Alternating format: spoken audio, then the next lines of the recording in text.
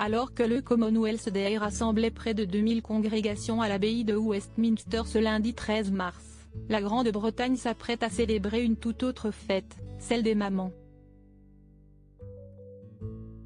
Prévue en juin prochain en France, les Britanniques se préparent à rendre hommage à toutes les mères du pays ce dimanche 19 mars. Pour Charles III, l'événement sera différent des années précédentes comme l'ont remarqué nos confrères de Hello.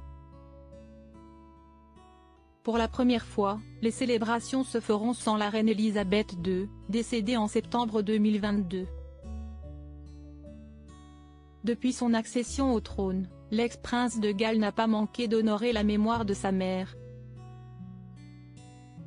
Ce lundi 13 mars, Elisabeth II était encore dans ses pensées puisqu'il lui a dédié quelques mots dans son discours du Commonwealth Day. Cette journée faisait la fierté de ma mère bien-aimée, feu la reine, une occasion précieuse de célébrer notre famille du Commonwealth à laquelle elle a consacré sa longue et remarquable vie, a-t-il déclaré. Avant cela, Charles III avait à de nombreuses fois exprimé son admiration et sa reconnaissance envers la reine disparue. L'une des plus marquantes remonte à sa première allocution en tant que monarque. « Ma maman chérie, alors que vous entamez votre dernier grand voyage pour rejoindre mon cher défunt papa, je veux simplement dire ceci, merci », avait affirmé Charles III.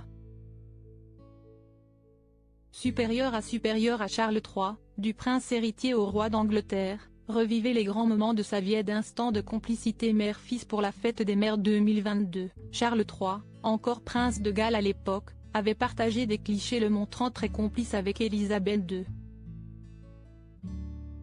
Mais ce n'est pas tout.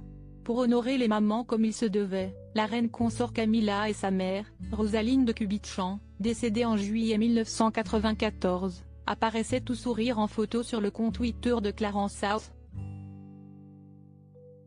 En effet, en parallèle de son activité de reine, Elisabeth II était à la tête d'une tribu de 4 enfants. Charles est né en 1948, il sera rejoint 2 ans plus tard par sa sœur, la princesse Anne.